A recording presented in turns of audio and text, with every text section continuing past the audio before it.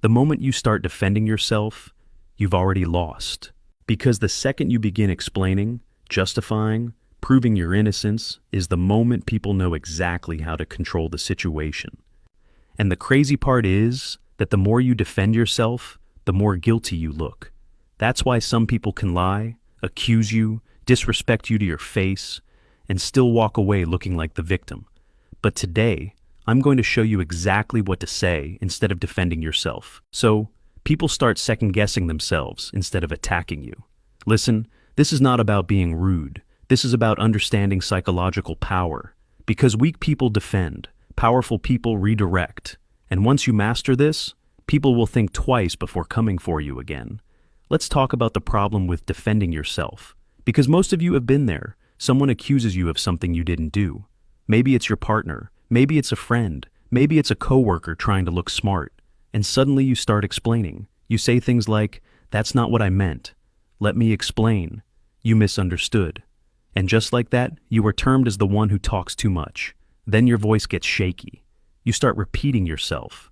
Now instead of looking innocent, you look desperate, because defending yourself puts you in a lower position. You're reacting. You're trying to convince. You're seeking approval. And people can smell that energy from a mile away. It's like blood in the water. The truth nobody tells you is that people don't attack you because they're right. They attack you because they feel they can. The moment you start defending, you confirm to them that you're affected. And once they know that, they keep pushing. So, the rule is simple. Never defend, just redirect. Instead of defending yourself, you redirect the pressure back to them. You don't explain. You don't justify. You don't beg to be understood. You stay calm, and you flip the script. Now, let's get into exactly what to say. 1. That's your opinion. Simple, cold, but effective. When someone accuses you or says something negative, you don't argue, you don't explain, you just say, "That's your opinion." And after that, just stop talking. Let the silence sit there. Because now, the pressure is on them. They expected a reaction. They expected you to start defending yourself, but instead, you just dismiss the entire attack without emotion. That confuses people, and confusion kills confidence. 2. If that's what you believe, this one is dangerous, because it sounds polite, but it completely removes you from the argument. You're not agreeing. You're not disagreeing.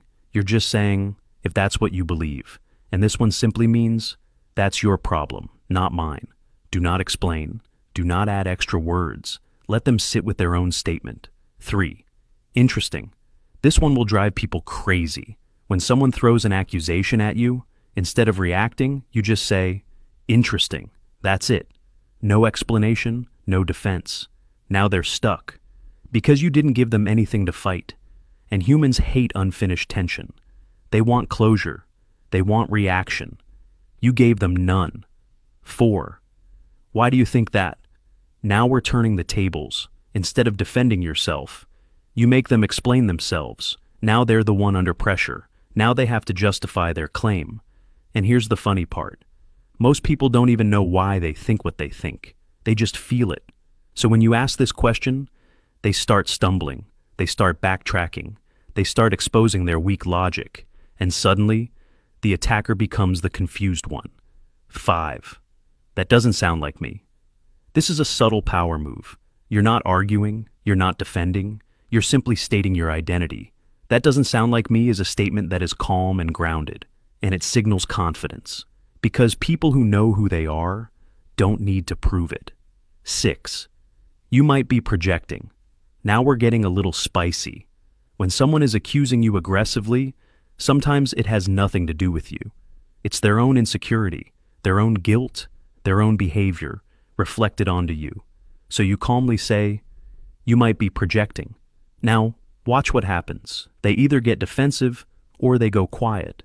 Either way, you've shifted the power dynamic. 7. I'm not going to argue about this. This one is clean, direct, and final. But when saying you're not going to argue about this, make sure you mean it. No back and forth, no explaining, just disengage. Because the strongest position is not always winning the argument. It's refusing to participate in nonsense. 8. Silence. This is the most powerful one. Say nothing. Look at them. Hold eye contact and let the moment breathe. Silence makes people uncomfortable. It forces them to fill the gap. And most of the time, they expose themselves. They overtalk. They contradict themselves. They weaken their own argument, all because you refuse to react. Let me tell you why all these works. When you defend yourself, you give your power away. You become reactive. You become emotional. You enter their frame. But when you redirect, you stay in control. You stay calm. You force them to step into your frame. And that shift is everything. Because power is not about who talks the most. It's about who controls the direction of the conversation. So you need to stop trying to be understood by everyone. Not everyone deserves access to your explanations. Not everyone is asking questions in good faith. Some people are not confused. They are strategic. They provoke, twist your words, and look for reactions. And the moment you stop feeding, that is the day you become untouchable. Now, let me paint you a picture. Imagine this. Someone says, "You're so selfish. You never think about anyone but yourself." Old, you would say, "That's not true. I literally helped you last week." Now you're defending and looking all emotional. But new, you should tell them, "That's your opinion," or "Why do you think that?" Now they have to explain, and the pressure shifts. Now you're in control. People don't respect explanations. They respect composure. Anyone can talk. Anyone can argue. But not everyone can stay calm when attacked. That's rare, and that's power. So, from today, stop explaining yourself to people who are committed to misunderstanding you. Stop defending yourself to people who have already decided who you are. And most importantly, stop giving your energy to battles that were never meant to be won. Because the strongest move is not proving them wrong. It's showing them you don't need to. Once you master this, you don't just win arguments. You end them. And when people realize they can't shake you, they stop trying. And that is when the tables truly turn. Because in the end, the real power is not in what you say, but in what you refuse to carry.